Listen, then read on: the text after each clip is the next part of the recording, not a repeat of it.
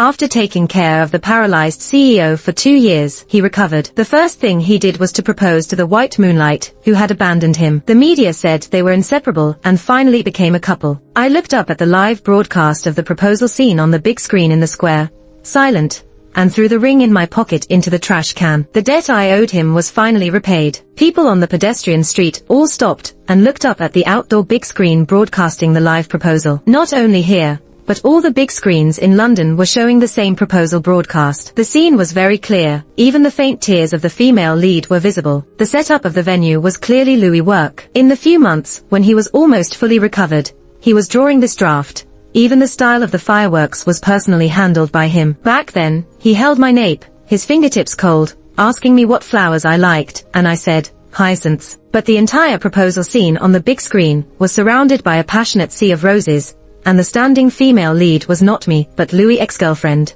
the star designer Gloria. I calmly threw away the dull ring in my pocket into the trash can. It was unattractive and too big. Fortunately, I didn't need to keep it anymore. I threw the ring into the trash can and felt the calmest I had ever been. Not a single tear fell. From then on, I had repaid all that I owed the Whites and Louis. I was kicked out by the Whites group. I used to have my own office, but now, forget about the office.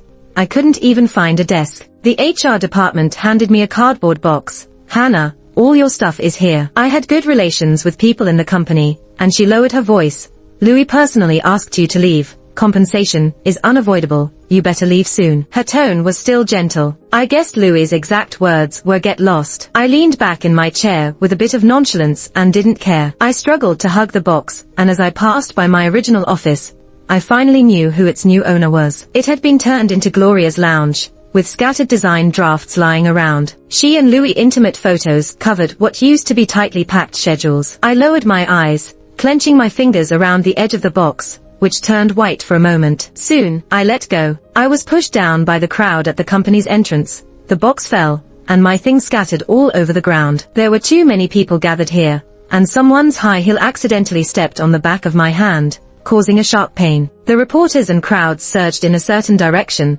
I endured the pain and raised my head, only to see Gloria appearing with a man. She liked red. Her dark red dress was eye-catching, but the man next to her was even more dazzling. Louis didn't like crowds. He turned his head a bit impatiently, but he still carefully protected Gloria in his arms. Reporters blocked Gloria's path, holding out a microphone, throwing questions one after another. Gloria, for the past week, your century proposal has been the top topic online. As the leading lady, do you have anything to say? Gloria smiled brightly. I am grateful that I have been by his side during his 2 years of life at the bottom. Louis, sailing smoothly, standing on the mountaintop, only to encounter a car accident and paralysis for 2 years, facing the world's indifference. Anyone was more qualified than Gloria to say this, as she flew away directly in the past, leaving only me by Louis' side. Such an obvious lie, but Louis was quite happy to hear it, without any rebuttal, even indulgent. Louis lowered his eyes, looking at Gloria very gently, like a wildfire being extinguished upon reaching the river. The intermingling flashes of cameras captured the moment when the two lovers looked deeply into each other's eyes. Louis suddenly turned his head, looking straight into my eyes over the crowd, his gaze almost icy. I looked quietly at him, smiled lightly, feeling relaxed in my heart. He subconsciously furrowed his brows. In fact, I was also very grateful that I was by Louis' side during his 2 years of life at the bottom. I had repaid all my debts of gratitude. As the taxi was taking too long to arrive,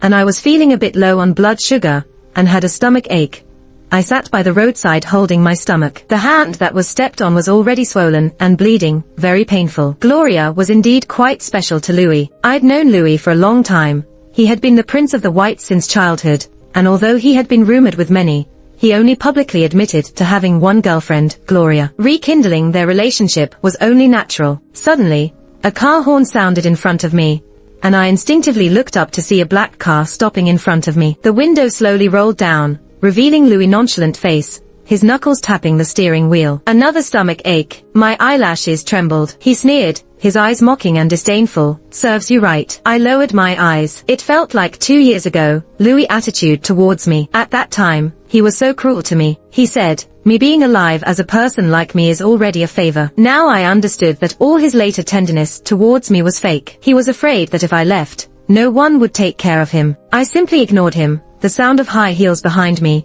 Gloria walked around me and got into the passenger seat, coquettishly saying, "Louis, I'm late.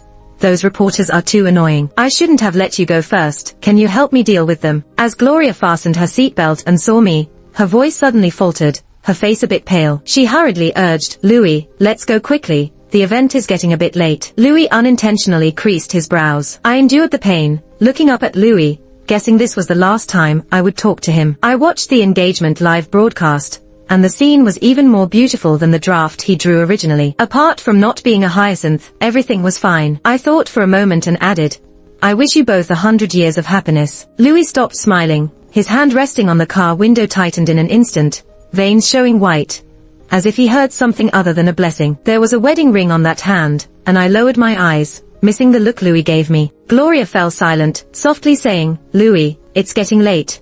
Don't waste time on irrelevant people." A very calm voice came from above my head. Louis said, "Hannah, don't regret it." He waited for a moment, but didn't hear a response. He sneered, started the engine again, and drove off with a press of the accelerator. I raised my head blankly, only seeing the taillights of the black car. He was driving away in a showy manner, just like how he used to race supercars. Even if it was a blessing, as long as it came from my mouth, Louis would inexplicably get angry. He was sick, but I wouldn't regret it. Having waited so long for a taxi, I had begun to resign myself to my fate, when suddenly my phone vibrated. A message popped up, simple and to the point. "Where are you?" I hesitated for a moment, then sent my location. Half an hour later, I was sitting in a business car, stiffly extending my hand, while the young man in front of me was treating my wounds. William raised his eyes. "Does it hurt?" I tensed my body fearing any movement, and shook my head. William glanced down, blew a cool breath on my hand, and my hand shrunk back. I opened my eyes wide and repeated, "I said it doesn't hurt." Only then did William release my hand, slowly saying, "I didn't hear that." I now felt like a treacherous vassal. As Louis's longtime follower, Louis had fought with William 10 times, and 11 times. They were arch-enemies. Especially during Louis's 2 years of paralysis, William almost swallowed all his assets. Although I don't have much to do with Louis now, it's still difficult to change overnight. William lazily leaned back. "There is a banquet tonight, and I need a female companion." I looked down. My wound had been treated. "Will Louis be there too?" William nodded. I didn't look at him, and after a long pause, I finally spoke.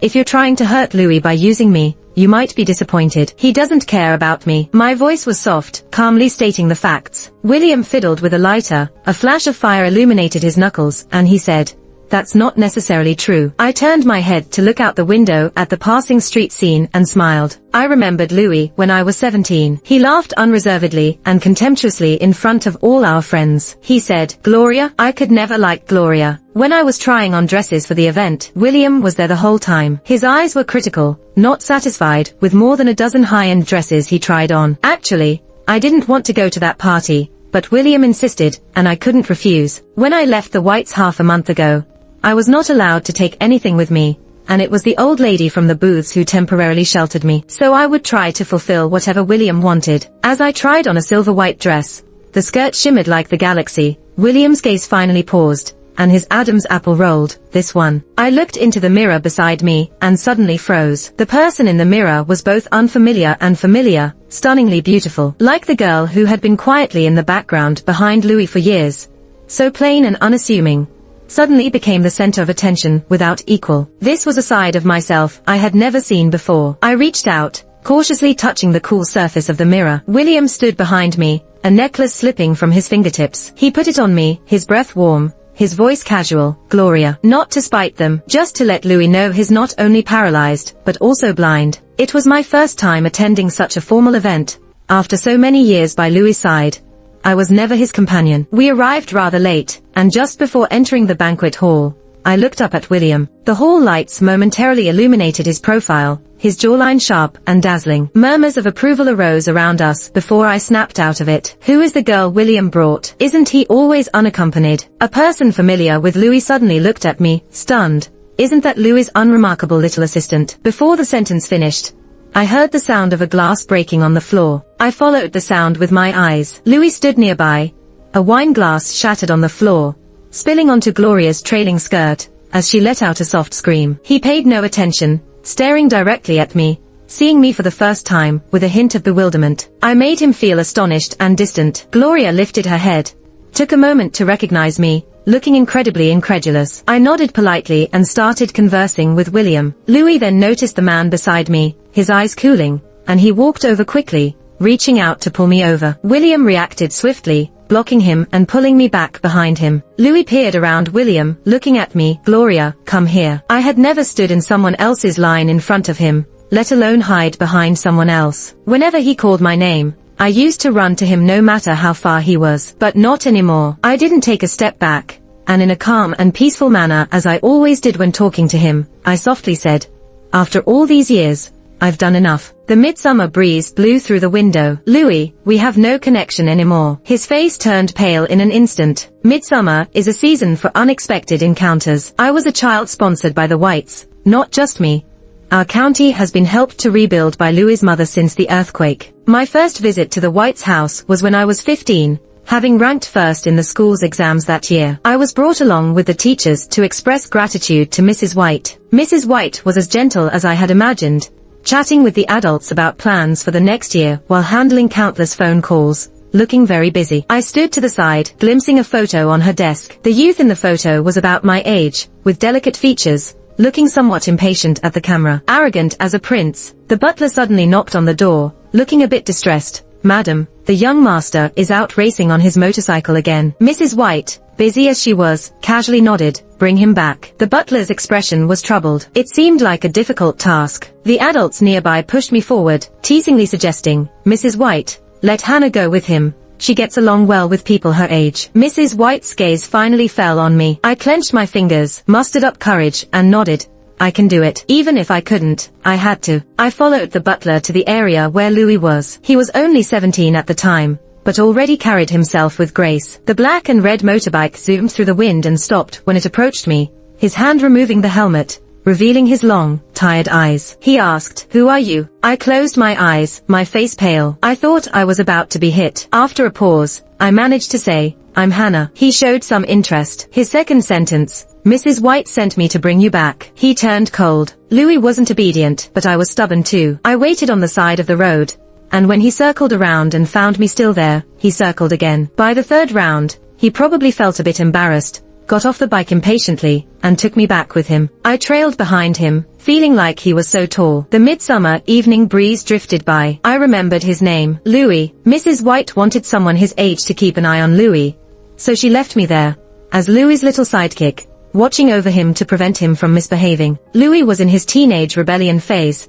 particularly detested me, thinking I was his mother's spy. He always bullied me, but even after wiping away my tears, I continued to follow him. He didn't bother to care anymore. In Louis's words, he was just fed up. Everyone knew that although Louis was a womanizer, there was always a plain girl by his side, almost invisible, only appearing to stop him when he was up to no good. I had been studying hard, trying to meet Mrs. White's demands, and following Louis for 7 or 8 years. All this time, I harbored a secret. The year I finished the college entrance exam, I stood under the wisteria tree, Louis leaning on the courtyard railing. He spoke casually, but it felt like he suddenly gripped my heart, uncovering my secret. He asked, "Do you like me?" I froze in place, unable to move for a long time. The wisteria flowers fell on me, and it took me a while to hear my own voice, very hoarse. "Yes, I like you." Louis smiled and walked away. That evening, when I went to find Louis, at the moment I pushed open the compartment door, I heard the young master of the Whites, lounging on the sofa, laughing freely. His voice was not loud, but it felt like I was going deaf, in pain not only in my ears, but everywhere. Who would like Hannah? I like Gloria. That was the first time I heard Gloria's name. I was 2 years younger than Louis, and in order to enter his university early, I skipped a grade in high school. But at that moment, I suddenly understood that some things wouldn't be caught up to no matter how hard I tried. When I first saw Gloria with Louis at 15, I never thought that many years later, our relationship would still be strained, even causing a scene at someone else's party, especially now, being Louis's first event after his recovery. He and William never had a good relationship, and as soon as they entered, they attracted a lot of attention. Now they stood facing each other, with everyone watching the drama, both openly and subtly. I tugged William's sleeve and whispered, "Let's go." Louis's eyelashes trembled, and I avoided his gaze. For the first time in all these years, he heard me say to someone else in his presence, "Let's go." We walked far away, and only then did I turn back to look. Louis stood still, head down, and that feeling, like his fragility and chill when he woke up 2 years ago from the accident, when Mrs. White, who was in the same car, had already passed away. Gloria tried to touch him, holding the hem of her skirt, but was petrified by his glance. I chuckled. William raised an eyebrow. "What's so funny?" I whispered. "Just realized that not everyone can do it. Not everyone can tolerate Louis' lower pressure and temper. Not everyone would choose to get close to him even after seeing his other side, especially during the time when he was paralyzed." As a proud son of heaven, Louis could not accept that he had become disabled. He no longer smiled, his spirit was broken, and to make matters worse, his only relative, Mrs. White, also died in that car accident. During that time, Louis had no will to live, and he repeatedly wanted to commit suicide. I smashed a glass, picked up a shard and forcefully drew it across my wrist. "If you want to die, it's okay. I'll accompany you." Louis had never seen me so ruthless with my emotions. His dark eyes stared at me for a long time, almost grinding his teeth, and promised, "Hannah, I will get better." From then on, he actively cooperated with medical treatment. Finally, after 2 years, he stood up, and then, he threw away his wheelchair. After the dinner party, I returned to the booths with William. Thanks to William's grandmother for taking me in during this time, I was actively preparing my resume, and planning to move out once I found a job. Actually, William and I weren't really familiar with each other. Every encounter we had was when Louis and he finished a fight, and I had to apologize to his family on his behalf. His grandmother always welcomed me warmly, waving a fan and saying, "Oh, it's okay. Young people fight sometimes. Come and sit for a while." I would sit there for the entire afternoon, awkwardly watching as William's grandmother applied ointment on his wounds, with the afternoon sunlight streaming in. I felt even more guilty. I never expected that when I was in trouble, it was the booths who reached out to help me. William and I were not talkative people,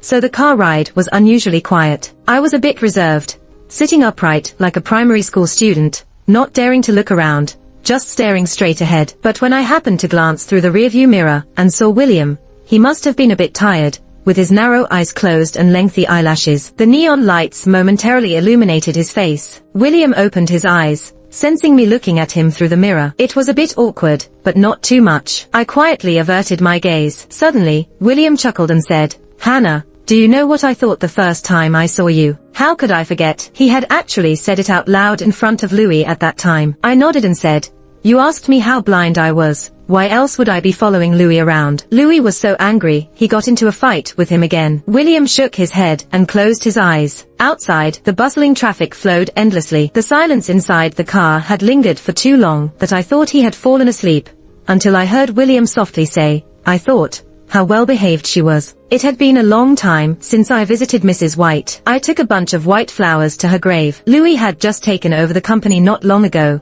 when a truck out of control crashed into the White's car, resulting in the death and injury of the mother and son. She was a kind woman. If it weren't for her, I wouldn't even know where I would be today. I cleared the weeds around her grave a little, and chatted with her slowly. "Mrs. White, the charitable endeavors you cared about are still running smoothly, and the foundation's thank you letters pile up year after year, filling up an entire room." I lowered my gaze, watching a drop of dew about to fall from the flower. Louis' paralysis had healed, and everything was back on track for White's group. He recently got engaged, and the media made a big fuss about it, describing the engagement ceremony as a once-in-a-lifetime event. "You know the leading lady too. It's Gloria, the girl Louis brought home. They have a great relationship, and everything is moving in a positive direction. Only me, all these years, still stuck in the same place, with no direction." The woman in the photo on the tombstone looked gentle, as if she had listened to all of this. I touched the photo. "I have resigned from the company. Would you blame me?" Of course, she wouldn't answer. The cemetery was silent. Death has no sound. I covered my face, tears seeping through my fingers. Except for the initial days, I hadn't been happy here. Sometimes I wonder, if I hadn't topped the exams that year, I wouldn't have ended up here. I cried quietly for some time, before packing up and preparing to leave. When I stood up, I noticed someone standing not far away. I didn't know how long they had been watching. I lowered my gaze. There was only one way out of the cemetery, towards Louis' direction. He probably came to visit Mrs. White, just at the wrong time. And that's how we bumped into each other. As I was passing by him, I heard Louis speak.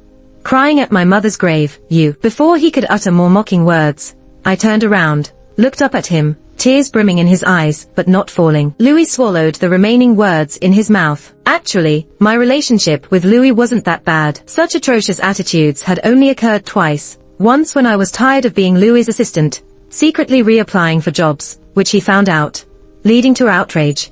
And the recent incident where he received an email and then kicked me out of the Whites. Coincidentally, one incident before the accident, one after, 2 years apart, but I was no longer as devastated as I was back then. I just silently watched him, and asked the person I had been long ago, Louis, did you really think I wouldn't be upset, just because I never showed emotions in front of you? Did you really think that no matter how you acted up, I would always follow you like I was 15 years old, and always be there for you? Louis pursed his lips, his eyes dark, his hand hanging by his side curled a few times, then clenched tightly in an instant. Louis sneered and raised his lips, saying, Hannah, you'll never clear your debt. You killed my mother, what are you pretending for? By the time I got back, my mind was still foggy. Louis, looking down on me, threw one last sentence at me.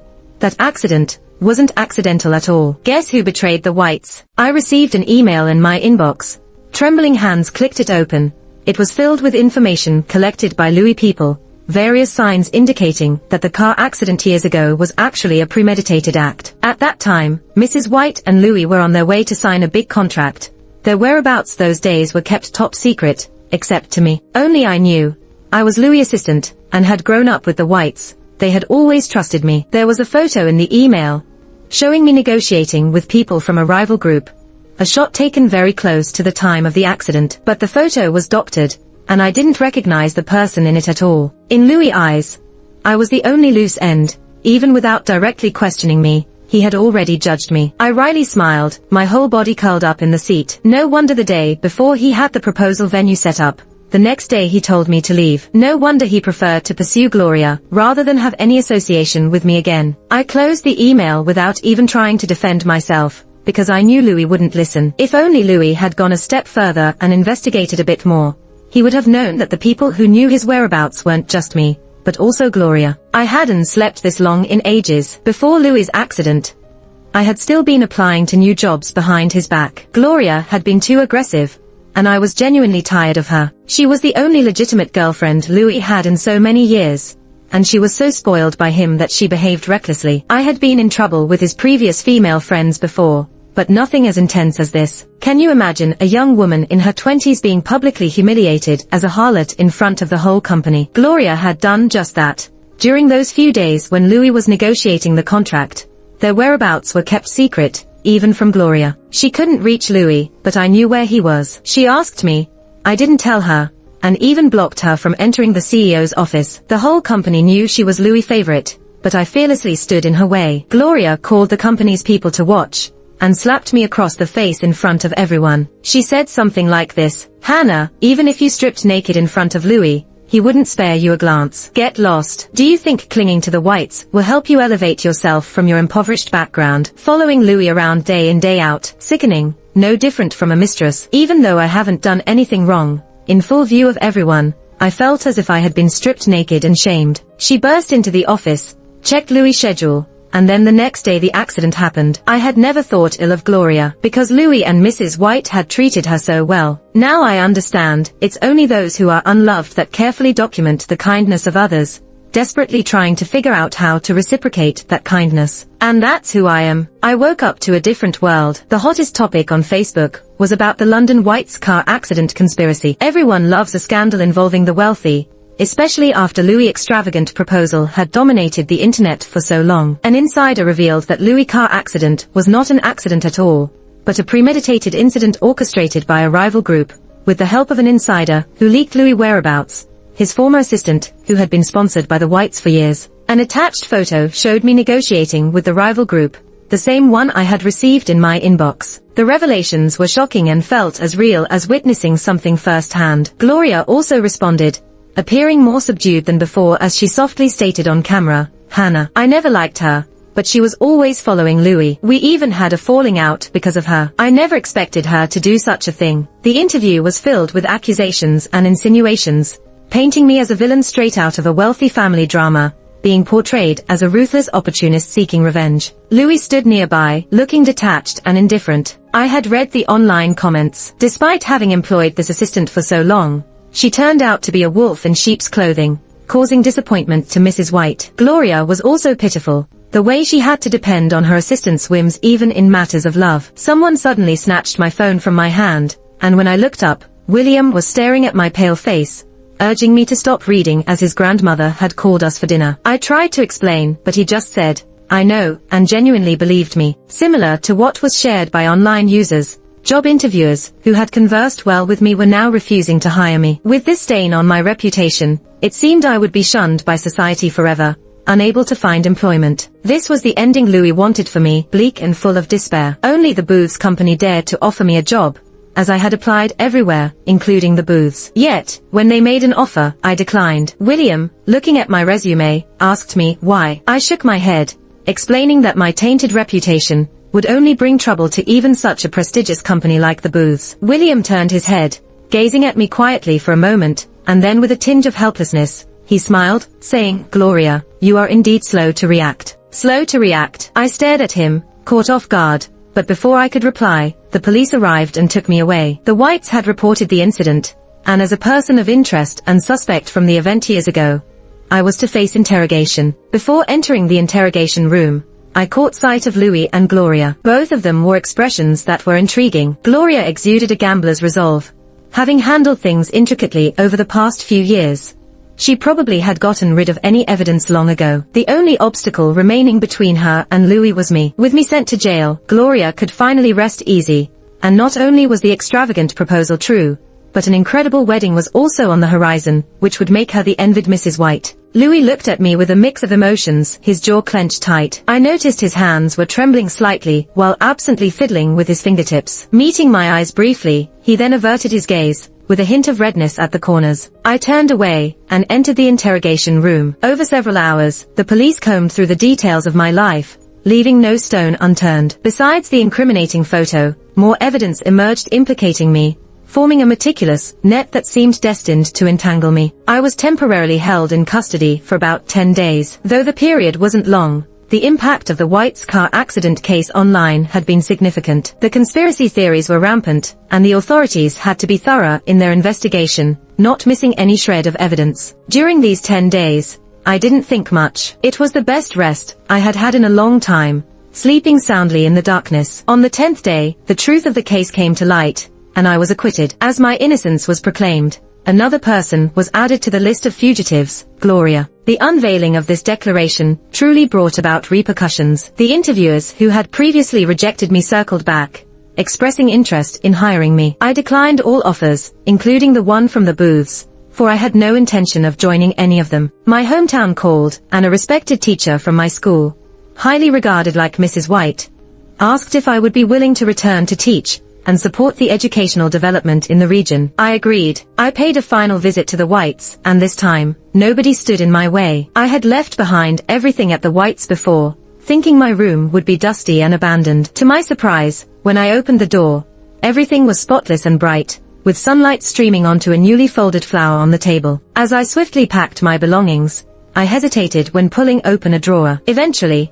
I retrieved an old photograph from a hidden compartment inside the drawer. It was a picture taken of Louis when we were 17, captured in a moment of youthful exuberance, with the wind ruffling his hair as he walked ahead playfully with friends, glancing back, as if to see if someone was following. It was a picture I had secretly taken of Louis. I chose not to take the photo with me, leaving it on the table instead. Whether Louis would keep it hidden away, or discard it, it was his decision to make. The purple wisteria tree in the courtyard bloomed once again, its delicate flowers cascading gracefully. I stood there, admiring the sight. Louis stood behind me, softly calling my name, Gloria. It seemed as though he didn't want to disturb what felt like a dream. Turning around, I smiled at him calmly. Louis, with bruises under his eyes, a slight beard growing on his chin, had shed his air of arrogance. As the heir of the Whites, I had never witnessed Louis look so cautious and almost humble. His eyes flickered, his voice hoarse as he said, "Since recovering from my injuries, I have been investigating the car accident non-stop. When I found out it was linked to you, I couldn't continue. Just the thought of that evidence was suffocating.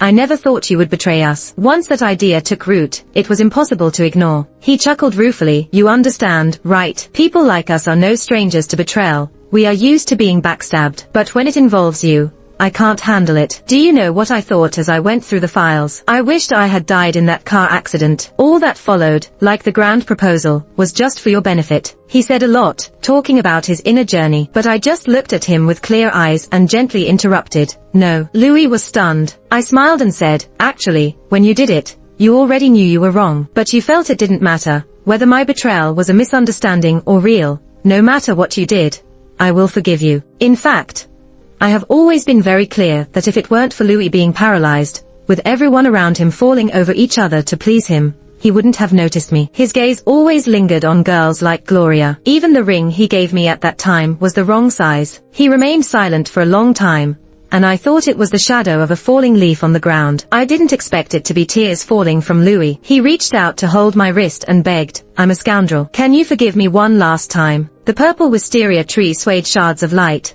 reminding me of a long time ago, when I was 17. Louis leaned against the railing and lazily asked me, Gloria, do you like me? But now, I thought for a moment, gently pulled away his hand, and said, I will not forgive you. He saw the grey-brown scar on my wrist, his pupils constricted, his lips trembling, but he couldn't say a word. I patiently spoke to him as if coaxing a child.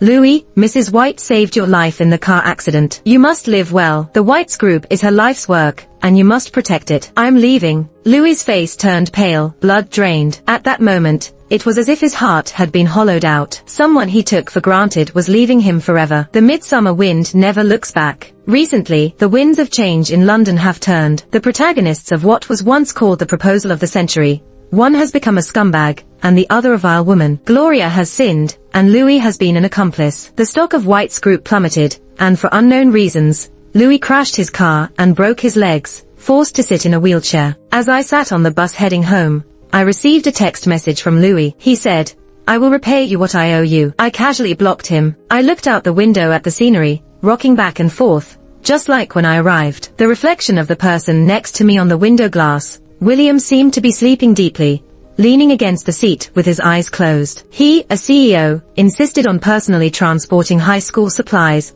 and insisted on coming along. I couldn't stop him, so I let him follow me. The bus swayed, William's head resting on my shoulder, still asleep. I smiled and pursed my lips. I looked ahead, the scenery changing along the way, but I was certain that I was about to embrace my countless midsummers.